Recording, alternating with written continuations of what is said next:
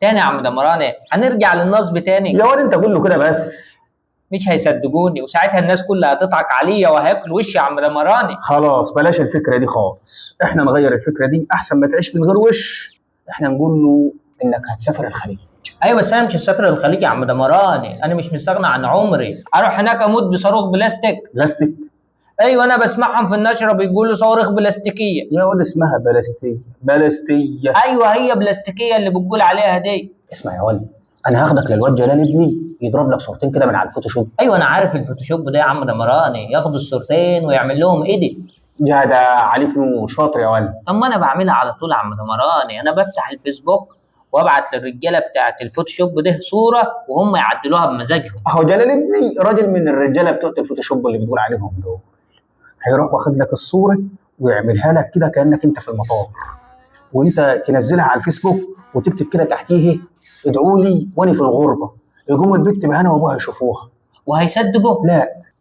عم دمراني ايه؟ انا عندي حل تاني احسن من ده كله. ولما انت عندك حل تاني جاي تفت في جبده اللي جابوني ليه وتضيع عليا الماتش يا عصفور؟ ما هو الحل انك ترجع لي الجراطين بتوعي والقرشينات اللي كانوا حيلتي يا عم دمراني. تاني يا عصفور هتقول لي قرشينات وارض؟ يا واد يا عصفور، الارض يا ولا انا بعتها لابو المخامير. يا سنه سوخه يا اولاد. إيه؟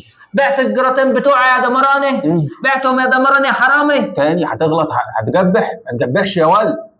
يا واد يا عصفور، انا كنت مزنوق في قرشينات عشان انا كنت عايز اجدد الراوتر اللي عندي بقى بيهنج، كل شويه اشيل الفيشه واحط الفيشه، اشيل الفيشه واحط الفيشه لغايه ما كنت هتكهرب. يبقى اجيب راوتر ولا اتكهرب؟ هتتكهرب يا عم دمراني. يبقى اجيب الراوتر وبالمره اشتري كمان غسال. طب الراوتر وعرفنا انت جايبه ليه، الغساله هتعمل بيها يا عم دمراني؟ الغساله ولا عشان اغسل فيها الفلوس. طب بتتمجلك عليا تاني يا عم دمراني، وفي حد بيحط الفلوس في الغساله؟ يا واد يا عصفور، يا واد يا عصفور، انا عايز اعمل عمليه غسيل اموال، يبقى اعمل ايه؟ اشتري غسالي واغسل فيها الفلوس. خليك ذكي يا ولد. كده برضك يا دمراني تضيع فلوسي والارض اللي ورثتها من ابويا. طب انا دلوقتي لما اتجوز واخلف يا عم دمراني اورث عيالي ايه؟ هتورثهم العبط. الله يسامحك يا عم دمراني. يا واد يا عصفور، ورث الارض دي كان زمان، اليومين دول بقى اللي بيورث الراوتر، ولما بيجي يكتب الوصيه بدل ما يكتبها في ورقه بقى بيكتب لهم الباسورد. خد يا واد انت هو الباسورد هو عشان لما اموت تبقى تفتحوا النت. طب انا اعمل ايه يا عم دمراني؟ دبرني. عايز نعمل لك ايه يا ولا؟ ما انا كل ما اقول لك حاجه تقفلها في وشي، كل ما اقول لك حاجه تقول لي الارض الارض الارض.